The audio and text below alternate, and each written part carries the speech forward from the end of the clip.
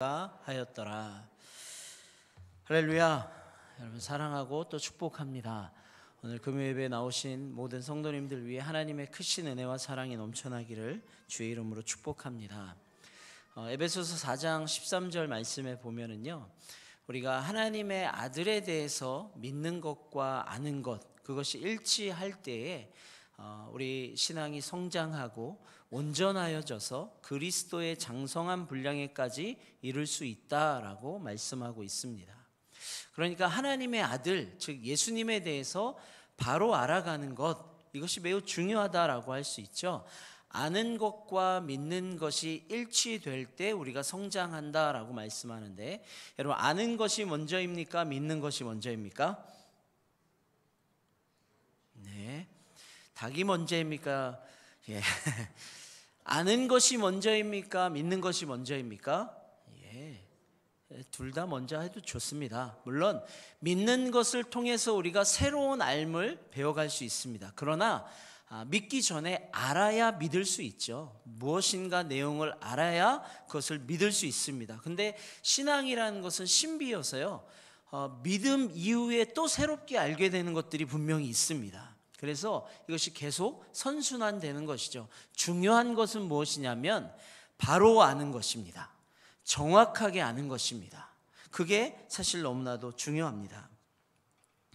하나님의 아들을 바로 아는 지식에 서는 것, 오늘 본문을 통해서 여러분이 알고 있는 예수 그리스도, 그분은 누구시고 우리가 믿고 있는 예수님은 누구시고 또 성경에서 증거하는 예수님은 어떤 분이신지 함께 말씀을 통해서 살펴보기를 소원합니다. 오늘 본문의 배경은 이렇습니다. 예수님께서요, 이제 바닷가에서 말씀을 가르치십니다. 수많은 사람들이 예수님의 말씀을 들으려고 바닷가로, 갈릴리 바닷가로 나옵니다. 아마도 무리가 굉장히 많았던 것 같아요. 예수님께서 점차 뒤로 물러서셔서 이제 사람이 너무 많으니까 배에 올라가셔서 말씀을 가르치십니다. 무리들은요, 해변에 쭉 둘러서서 예수님께서 배 위에서 전하는 말씀을 듣고 있는 상황입니다. 이것이 마가복음 4장 1절, 오늘 우리가 살펴본 1절 말씀에 기록되어 있습니다.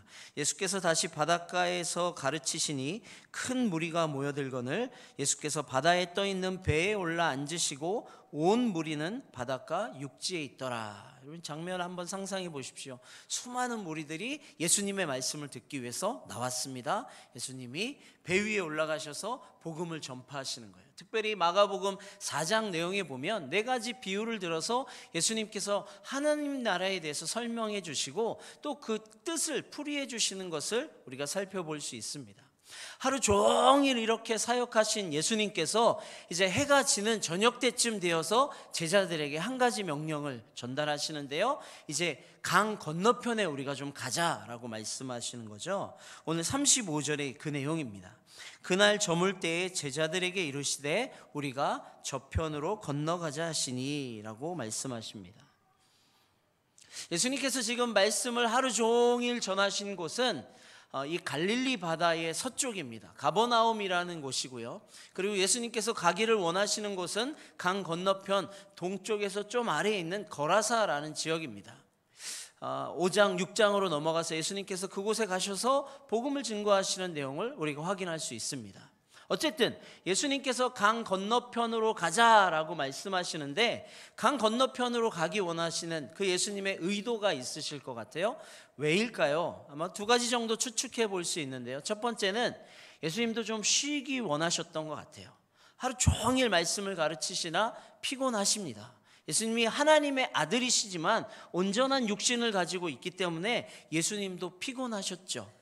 그리고 더 나아가서 제자들에게 특별한 가르침을 전해주기를 원하셨던 것 같습니다. 그 내용이 오늘 본문에 기록되어 있는 것이죠.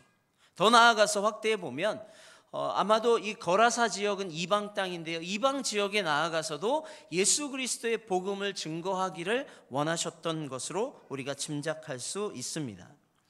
어쨌든 예수님께서 이제 배에 타셔서 갈릴리 바다를 향해서 이제 가로질러 가고 있는 그 상황에 오늘 본문은 이렇게 묘사하고 있습니다. 36절에 보니까 그들이 무리를 떠나 예수를 배에 계신 그대로 모시고 가매 다른 배들도 함께 하더니, 사람들이 좀 나뉘는데요. 해변에 서서 예수님의 말씀을 듣던 사람들, 그 사람들은 예수님이 가는 곳에 쫓아올 수 없었습니다. 배가 없었으니까요. 근데 다른 배를 타고 예수님을 그래도 쫓아오는 사람들이 있었다 그래요. 여기까지 소개하고요. 마가가 그들에 대해서는 더 이상 언급하지 않습니다. 어쨌든 예수님을 따르려는 열심을 가지고 있던 사람들이 예수님의 배에 함께 타고 있던 제자들 외에도 있었다라는 것을 우리가 짐작할 수 있습니다. 여러분, 어쨌든 예수님이요, 이렇게 배에 올라타셔서 예수님과 함께 항해하는 거 이렇게 상상해 보신 적 있으십니까? 예수님이 배에 이렇게 올라타셔서 가자 이렇게 하시고 이렇게 배를 모시고 이렇게 그림으로 이런 거 많이 보지 않으셔요? 여러분, 이렇게 예수님이 이 방향키를 딱 주시고 우리는 옆에서 예수님을 바라보는 그런 그림들이 참 많은데요. 그런 장면을 상상해 볼 수 있을 것 같습니다. 여러분, 예수님과 함께하는 항해, 이 여행 어떨 것 같으세요? 기쁠까요? 슬플까요? 너무 쉽습니까? 무서울까요? 안전할까요? 어렵습니까? 여러분, 정말 우리가 사랑하는 그 예수님과 함께하는 하나님의 아들 되시는 예수님께서 직접 선장이 되셔서 이 배의 방향키를 주시고 운전하시는 그 여행, 아마도 행복하고 감격스럽고 굉장히 안전한 그런 여행이 아닐까 우리가 생각해 볼 수 있습니다. 제가 아는 청년 중에서 한 청년이요, 굉장히 오랜 시간 동안 이렇게 기도하는 청년이 있었어요. 그 평생의 기도 제목이 예수님 딱 한 번만 만나는 거였습니다. 굉장히 오랫동안 예수님 딱 한 번만 제 눈앞에 나타나 주세요. 제 눈앞에 나타나 주시면 제가 정말 평생을 바쳐서 예수님께 헌신하고 예수님만 따라가겠습니다. 계속 그렇게 기도했어요. 제가 알고 있는 것도 수해 그렇게 기도하는 모습을 봤습니다. 그 청년이요, 예수님 만났을까요? 못 만났을까요? 예수님 만났을까요? 아니면 아직도 그렇게 기도하고 있을까요? 저도 잘 모르겠어요. 연락이 끊어져서 제가 만날 때까지는 못 만났어요. 근데 어떻게 됐는지 모르겠지만 잘 모르겠습니다. 근데 제가 말씀드리고자 하는 것은 그 마음은 저도 이해가 돼요. 예수님 만나고 싶은 그 마음. 저도 그렇게 기도한 적이 있거든요. 예수님 딱 한 번만 보면 얼마나 좋을까. 예수님이 내 앞에 한 번만 나타나셔서 사랑한다 아들아 이렇게 두 팔 벌려 안아주시면 얼마나 좋을까. 여러분, 정말 좋지 않겠습니까? 상상만 해도 이렇게 마음이 흥분되는데요. 그런데 하물며 오늘 본문의 제자들은 어떻겠습니까? 예수님과 함께 배를 타고 이동하고 있는 거죠. 실제로 같은 배를 타고 항해하고 있습니다. 비록 예수님께서 좀 피곤하셔서 이제 배 고무를 베고 이렇게 주무시긴 하셨지만 어쨌든 예수님과 함께하는 여행이 얼마나 기대가 되었겠습니까? 그런데 웬일입니까? 안전과 위로와 또 평안을 소망하던 제자들은요, 예수님과 함께하는 그 여행에서 바로 위기를 만나게 됩니다. 본문 37절 말씀을 우리 같이 한번 읽도록 하겠습니다. 시작. 큰 광풍이 일어나며, 무슨 일이 일어났습니까, 여러분? 갈릴리 바다에 큰 광풍이 일어나서 배에 막 흔들리고 바람이 막 불고 파도가 치고, 그러니까 이 물이 배를 계속 때리는 거죠. 그래서 이 배가 난파되기 직전까지 이렇게 이르는 겁니다. 상상할 수 없는 그런 위기까지 이들이 몰린 것이죠. 이제 조금만 더 있으면 정말로 위태해서 아마도 목숨까지도 잃어버릴지 모르는 그런 상황에 처하게 된 것입니다. 실제로 이 갈릴리 바다는요, 실제 해수면보다 약 200m 아래에 이렇게 200m 아래 정도에 위치하고 있다고 하는데요. 주변이 다 산으로 둘러싸여 있기 때문에 갑작스러운 돌풍이 많이 일어나는 곳이라고 합니다. 근데 하필이면 예수님과 함께하는 그 배 여행에 이 돌풍이 일어난 것이죠. 여러분, 지금 제자들이 자기들끼리만 가는 거 아니잖아요. 그렇죠? 예수님을 모시고 가는 자리입니다. 그것도 만왕의 왕이고 만주의 주이신 예수님께서 함께 타고 계시는 그 배예요. 더군다나 하루 종일 그들이 복음을 전하고 이제 잠시 한숨 돌리면서 또 다른 지역에 복음을 전하러 가는 그 상황에 지금 무엇을 만났습니까? 위기를 만났어요. 광풍을 만난 것이죠. 여러분, 이 상황이요, 상식적으로 이해가 되십니까? 아니, 하루 종일 예수님과 함께 복음 전했는데, 하루 종일 주의 일을 위해서 힘썼는데 왜 잠깐 쉬는 그 틈에 위기가 나에게 찾아오지? 왜 그러는 거지? 더군다나 우리가 모시고 있는 분은 누구죠? 예수님인데 왜 그 위기가 우리에게 찾아오는 것이지? 상식적으로 이해하기가 좀 어렵습니다. 여러분, 구약 성경의 요나 같은 경우를 생각해 보면 이해가 되잖아요. 요나는 어떻습니까? 하나님께서 가라고 하셨으면 어디에요? 아수르의 수도인 니느웨로 가라 명령하셨는데 요나가 불순종하잖아요. 저 가기 싫어요, 안 가요 하고 다시스로 도망갑니다. 다시스로 향하는 배를 타고 떠나버리는 거예요. 그러니까 하나님께서 광풍을 만나게 하시는 거예요. 배가 막 파손될 정도로 흔들립니다. 그 속에서 요나가 뭐하고 있죠? 오늘 본문에 예수님처럼 자고 있었어요. 근데 요나의 같은 경우는 우리가 이해하기 쉽습니다. 아이고 꼬셔라, 순종하지 않고 하나님 말씀에 순종하지 않고 자기 멋대로 하니까 광풍 만나잖아. 이해하기 편하잖아요. 그렇지 않습니까? 거봐, 하나님 말씀 안 들으면 이렇게 되는 거야 라고 받아들이기 쉬운데 오늘 본문은 다른 상황이죠. 예수님 위해서 예수님만 바라보며 헌신하는 제자들이 탄 배, 그것도 예수님과 함께하는 자리에 지금 위기를 경험하고 있다는 것입니다. 사랑하는 성도님 여러분, 이 대목에서 우리가 반드시 짚고 넘어가야 할 부분이 있습니다. 예수님과 함께하는 항해에 위기가 있다 없다? 인정하기 싫으십니까? 여러분, 있습니까 없습니까? 있죠. 조금 바꿔서요, 예수님과 동행하는 우리의 삶 속에는 위기가 있을까요 없을까요? 있죠. 있습니다. 진짜로 있습니다. 예수님과 한 배를 타고 있어도 위기를 만날 수 있습니다. 예수님과 동행하는 삶을 살아도요, 목숨이 위태로울 만큼의 커다란 위기가 우리 앞에 엄습할 수 있습니다. 이것이 우리의 삶이에요. 이걸 인정하고 받아들일 수 있어야 돼요. 근데 어떤 분들은요, 위기를 만나면 그냥 예수님을 놔버려요. 예수님 아니에요, 저는. 예수님이 나와 함께 하신다는데 어떻게 나한테 이런 위기를 주실 수 있죠? 어떻게 나를 이렇게 힘들 수 있죠? 저 그런 예수님이라면 믿고 싶지 않아요. 왜 이렇게? 정말 나를 사랑하신다고 하면서 어떻게 나한테 이런 걸 허락하실 수 있죠? 이런 사람들도 있는 것을 보게 됩니다. 더 이상 예수님 믿고 싶지 않다고 말합니다. 근데 사실 그런 반응은요, 진짜 예수님이 누군지에 대해서 제대로 알고 있지 못하기 때문에 나타나는 반응, 오해입니다. 근데 의외로 이렇게 반응하시는 분들이 적지 않습니다. 좀 힘들고 어려우면 예수님, 등 돌려버리는 거예요. 성경이 증거하는 예수님보다 내가 생각하는 예수님, 혹은 내 경험을 통해서 내가 원하는 그 예수님의 그 그림을 그려놓고 그것과 맞지 않으면 때로 포기하려고 한다는 거예요. 그런 모습이 우리 안에 실제로 나타나고 있는 것을 보게 됩니다. 어쨌든 본문으로 다시 돌아가세요. 그런 거대한 광풍이 일어나는 그 순간에 여러분, 예수님은 무엇하고 계시다고 성경이 말씀하고 있죠? 주무셨습니다. 38절 보니까요, 예수께서는 고물에서 베개를 베고 주무시더니 제자들이 깨우며 이르되 선생님이여, 우리가 죽게 된 것을 돌보지 아니하시나이까 하니. 여러분, 어찌 된 일입니까? 이 큰 광풍의 위기 가운데 예수님은 지금 깊이 주무신 것 같아요. 막 배가 이렇게 흔들리고 바람이 불고 막 배에 물이 들어오고 하는데도 예수님이 깨질 않으세요.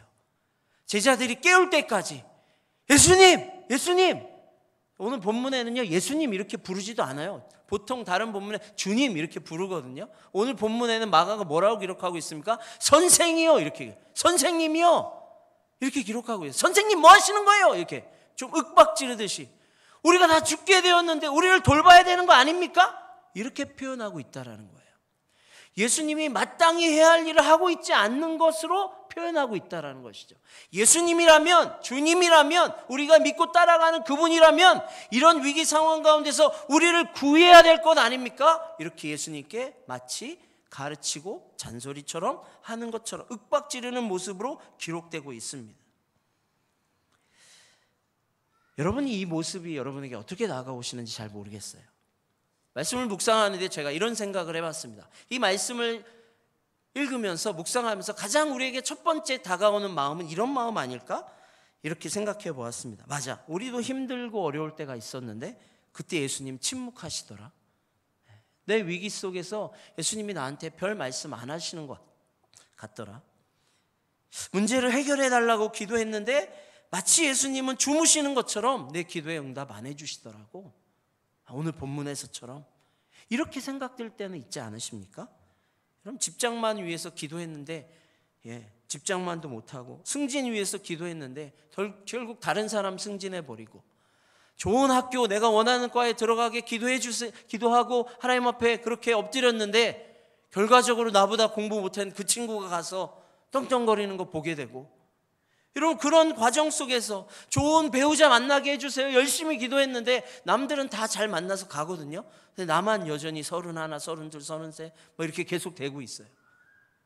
여러분 그런 상황을 접하면서 어떤 결론을 내립니까? 마치 오늘 본문의 제자들처럼 선생님이요 지금 뭐하고 계십니까? 예수님 지금 뭐하고 계시는 거예요? 내가 기도하는 거 못 들으세요? 제가 깨웠잖아요.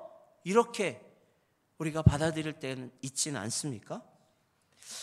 어쩌면 예수님과 함께 있던 이 제자들은 그런 모습을 예수님께 비추고 있는 것처럼 느껴집니다.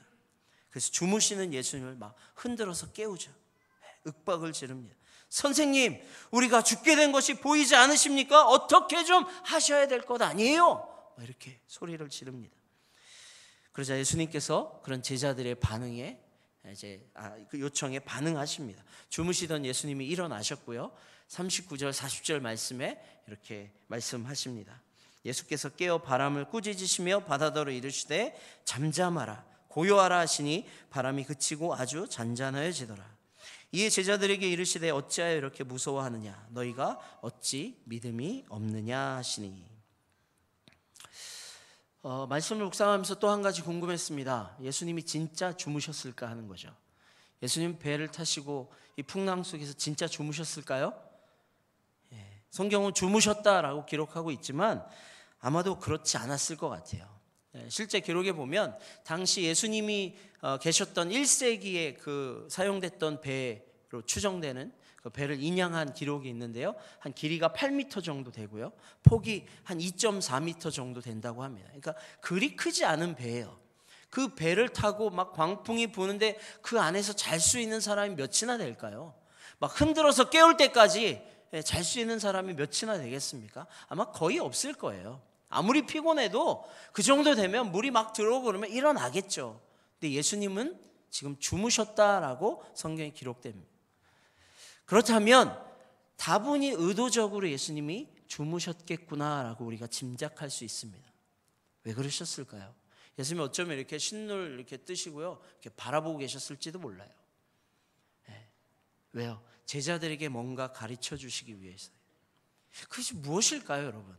왜 예수님께서 강 건너편으로 가자 하시고 풍랑이 있는 그 거대한 폭풍 속에서도 여전히 주무시면서 제자들이 어떻게 하는지 그저 보시면서 그들에게 진짜 가르쳐 주시고자 했던 그 목적이 무엇일까요? 그 내용이 무엇일까요? 어쨌든 잠에서 깨신 예수님께서는 한마디로 성난 바람과 바다를 꾸짖으시죠. 그리고 이제 초자연적인 기적을 보여주시는 것입니다. 바람아 잠잠하라 바다야 고요하라 말씀하시니까 실제로 바람과 바다가 잔잔하여졌다라고 성경이 기록하고 있습니다. 제자들에게 책망하는 거죠. 야 너희들 왜 이렇게 믿음이 없니? 날 못 믿는 거야? 이렇게 말씀하셨다라고 기록되고 있습니다. 이렇게 말씀을 읽다 보면 우리가 또 이렇게 묵상할 때가 있는 것 같아요. 결국 위기 속에 놓인 제자들 예수님 구해주셨구나. 그 적용을 어떻게 하죠? 나도 예수님께 무조건 졸라야지, 기도해야지. 위기를 만나면 예수님 살려주세요, 살려주세요, 살려주세요. 때로 윽박을 질러서라도 예수님 이렇게 해주셔야 되잖아요. 그러면 예수님께서 초자연적인 능력을 나타내 주셔서 내 삶에 변화를 가져다 주시겠지. 오늘 말씀이 그 말씀일까요? 만약 이렇게 이해하면 진짜 오늘 말씀에서 우리에게 주시고자 하는 그 핵심 내용을 우리가 놓치는 것이 됩니다. 여러분, 우리가 살펴보고 있는 오늘 본문의 초점은 위기 가운데 놓인 제자들을 초자연적으로 예수님이 어떻게 구해내셨는가, 거기에 집중하고 있지 않아요. 순서상, 단지 순서상 예수님께 제자들이 물었고, 예수님 우리를 돌봐야 하지 않습니까? 라고 묻자 예수님께서 잠에서 일어나셔서 그 다음 구절에 이 바람과 바다를 꾸짖으시면서 잔잔케 하셨기 때문에 순서상 문맥상 마치 그렇게 연결되는 것처럼 보여요. 우리가 예수님께 기도하면 예수님께서 초자연적인 능력을 보이셔서 우리의 기도 가운데 응답하신다, 이렇게 해요. 예수님은 그런 예수님이다 라고 이해할 수 있다는 것입니다. 근데 그렇게만 이해한다면 오늘 본문의 진짜 핵심을 우리가 놓치게 되는 거예요. 이미 말씀드린 것처럼 예수님께서 오늘 본문을 통해서 진짜 하시고자 하신 내용은요, 그들을 어떻게 구원해 주는가, 위기 속에서 어떻게 그들을 건져내는가가 아니에요. 그럼 무엇일까요? 무엇을 예수님 말씀하고 계시는 겁니까? 그것은 예수 그리스도의 하나님 되심을 바라보도록 하기 위함입니다. 다시 한번 말씀드릴게요. 예수님이 진짜 하나님이심을 제자들에게 가르쳐 주시기 위해서 예수님께서 이것들을 행하시는 것입니다. 이 관점에서 보면 바다 한가운데로 나가도록 하신 분도 예수님이고요, 풍랑을 일게 하신 분도 누구십니까? 예수님이세요.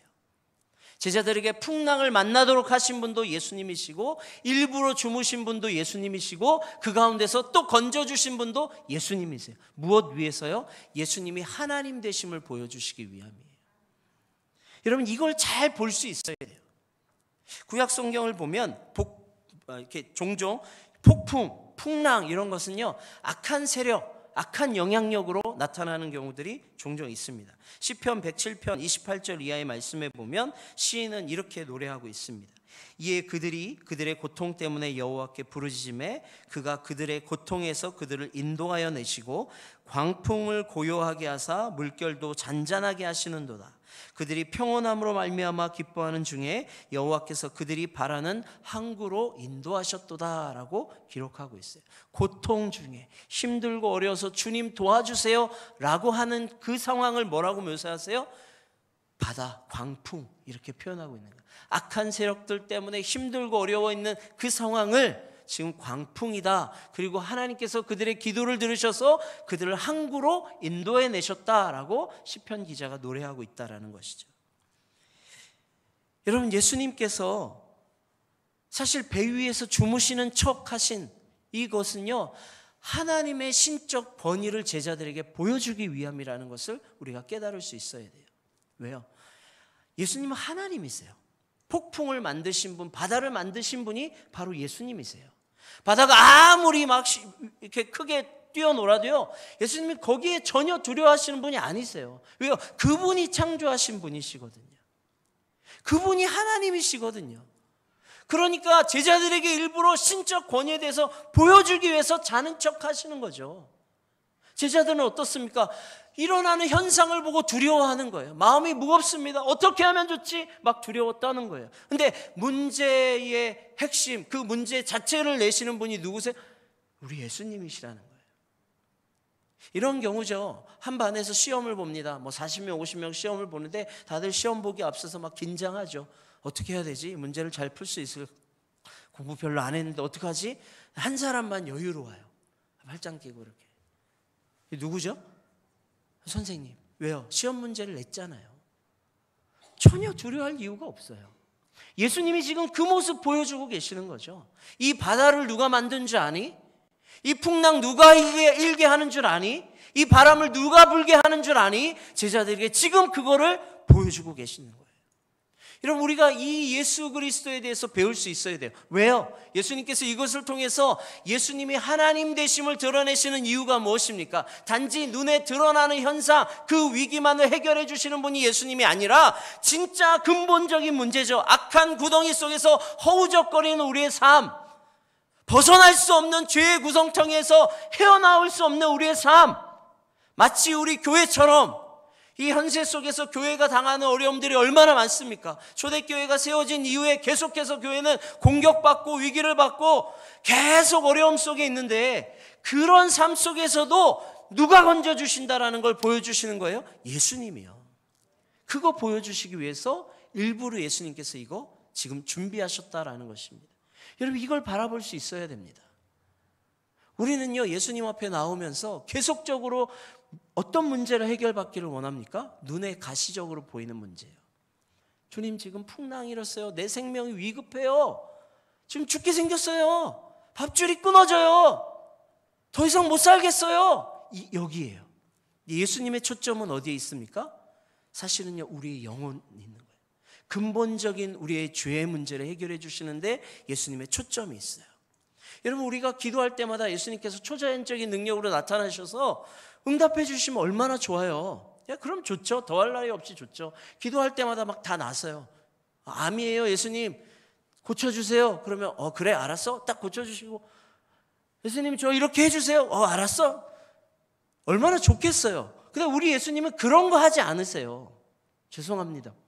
근데 그렇게 일하시는 분이 아니세요. 진짜 예수님은 어떻게 일하십니까? 우리의 근본적인 죄의 문제, 영원히 죽을 수밖에 없는 그 문제를 해결해 주시는 분, 그분이 예수님이라는 것을 오늘 본문에서 제자들에게 가르쳐주고 계시는 거예요. 어떻게 할 수 있습니까? 예수님이 한마디로요, 바다가 그저 순종해요. 이런 바다를 창조하신 분만 그렇게 하실 수 있는 권세가 있어요. 누구요? 하나님만. 바다를 잠잠케 하실 수 있는 분은 하나님 한 분밖에 없어요. 근데 그걸 누가 지금 하고 계시는 거예요? 예수님이 하고 계시는 거예요. 내가 하나님이다라는 걸 보여주고 있는 거죠. 여러분, 하나님 되시는 예수 그리스도를 진짜 만나는 저와 여러분이 되기를 주의 이름으로 축복합니다. 이걸 만나야 돼요. 이 예수님을 내 삶 가운데 깊이 있게 인격적으로 경험해야 돼요. 그래야 정말 예수님께서 나를 얼마나 사랑하시고 그분이 목숨을 내어서 내게 행하신 일이 무엇인지를 깊이 깨달아 알 수 있어요. 그분과의 진짜 깊이 있는 인격적인 관계가 거기서부터 출발합니다. 근데 자꾸 겉으로 드러나는 것에 우리가 의존해요. 육신이 연약하다 보니까요, 눈에 보이는 것. 그래서 우리의 삶 가운데 나타나는 이 파도들, 이 문제 해결하는데 예수님을 갖다가 계속 쓰는 거예요. 이런 파도는 끊이지 않아요. 우리가 하나님 나라 갈 때까지 파도는요 계속 치는, 파도 멈추는 거 보신 적 있으세요, 여러분? 바닷가 가는데 파도가 이렇게 파도가 멈췄어 이런 거 보신 적 있으세요? 아니요, 멈추지 않아요. 파도가 크게 치기도 하고 작게 치기도 하지만 파도는 계속돼요. 우리가 살아가는 평생에 위기는 계속 끊임없이 찾아옵니다. 크고 작음의 차이는 있지만 위기는 계속돼요. 근데 우리가 계속해서 그 파도 바라보면서, 그 위기, 그 문제 바라보면서 예수님 이거 어떻게 하죠? 예수님 이거 어떻게 하죠? 예수님 이거 어떻게 하죠? 거기에 머무르면 진짜 예수님을 바라볼 수가 없는 거예요. 하나님 되신 예수님, 그 놀라운 은혜를 경험할 수 없다라는 것입니다. 여러분, 우리 기독교는요, 어떤 불확실한 것, 불안정한 곳으로부터 이렇게 도피하는 것이 아니에요. 삶이 힘들고 어려우니까 좀 해결해 보기 위해서 찾아오는 것, 처음 이유는 그렇게 될 수 있겠지만 여러분, 교회는 그런 곳이 아니에요. 예수 그리스도가 하나님 되심을 선포하는 곳이죠. 그게 뭐예요? 그분의 주권을 인정하는 거예요. 하나님, 예수님이 나의 하나님 되십니다. 그분이 내 삶의 진정한 주인 되십니다. 온 우주를 창조하신 분이 바로 내가 믿는 예수님이십니다. 그분이 주인이라는 것은요, 나는 뭐라는 거죠? 나는 종이라는 거예요. 종, 주인과 종. 근데 원어 성경에 보면 종에 대해서 우리는 보통 이렇게 서번트라는 번역을 써서 굉장히 이렇게 좀 의역해서 사용하는데요. 그러니까 진짜 원어적 의미를 보면 예수님이 주인이면 나는 뭐가 되죠? 원래는 종보다 더한 노예예요. 원어적 의미는 노예예요. 노예에 훨씬 가깝습니다. 근데 노예가 아무래도 어감이 좋지 않으니까 성경에서 종 이렇게 표현하고 있죠. 예수님을 진짜 우리 인생의 주인이라고 우리가 믿는다면 우리는 그분의 노예처럼 살아가는 거예요. 그것도 감사하고 기쁜 거예요. 여러분, 이게 예수님과 우리와의 관계예요. 왜요? 전에는 우리가 뭐의 종이고 뭐의 노예였습니까? 죄의 종, 죄의 노예였어요. 이 문제를 우리가 해결할 방법이 없는 거예요. 그러니까 예수님께서 이 땅에 오셔서 그 문제를 해결해 주시고 이제 예수 그리스도의 종으로, 예수 그리스도의 노예로 그분이 품어주시고 안아주시고 값을 지불하시고 우리를 사셨다라는 거죠. 지금 본문에서 내가 그다라고 말씀하시는 거예요. 실질적으로. 여러분, 우리가 이 예수님 앞에 어떻게 나아가야겠습니까? 여러분, 이 예수님을 어떻게 여러분의 삶 가운데 받아들이고 모시고 사시겠습니까? 오늘 본문 41절 말씀에 보면 이 제자들이요, 처음에는 바다를 보고 두려워했는데 이제 그들의 두려움의 대상이 변하게 된 것을 보게 됩니다. 41절 말씀, 그들이 심히 두려워하여 서로 말하되 그가 누구이기에 바람과 바다도 순종하였는가 하였더라. 여전히 제자들이 두려워하고 있어요. 두려움의 대상이 바뀌었습니다. 그들이 누구를 만나는 거죠? 예수 그리스도. 바람과 바다를 순종케 하시는 하나님의 권세를 가지고 있는 예수 그리스도. 그분 앞에 서니까 진짜 두려움이 찾아오는 거예요. 이분이 누구지? 이분이 누구지? 이분이 누구이기에 바람도 바다도 이렇게 순종하지? 우리가 예수님을 진짜 만나면 그런 두려움, 경외함이죠. 이것이 우리에게 생겨야 하는 줄 믿습니다. 예수님을 경외해야 돼요. 하나님을 경외해야 돼요. 두렵고 떨림으로 그분 앞에 서야 돼요. 이게 무서워서 바다가 나를 이렇게 넘칠 것 같아서 내 생명을 끊을 것 같아서 하는 두려움과 질적으로 다른 두려움이에요. 그분을 경외하는 마음은 그분을 사랑하는 마음, 두려운 마음, 떨리는 마음, 이것이 다 내 안에 내재되어 있어서 조심스럽게 아주 천천히 예수님 앞에, 하나님 앞에 나아가는 그 마음을 경외함이라고 해요.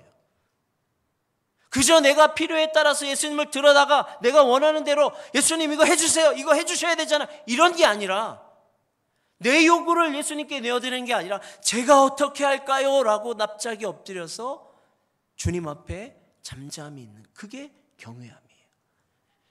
여러분, 그 관계를 회복하는 저와 여러분 되길 주의 이름으로 축복합니다.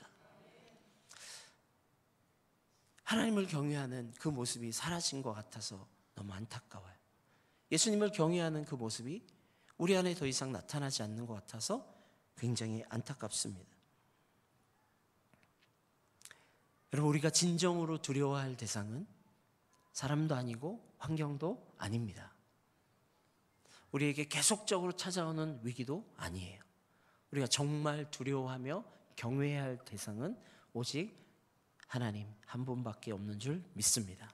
오직 예수 그리스도, 그분만 우리의 마음 가운데 경외하고 두려워하면서 또 마음으로 사랑하는 그 은혜가 있기를 주의 이름으로 축복합니다. 이 시간 함께 찬양 드리고 하나님 앞에 기도하는 시간 갖도록 하겠습니다.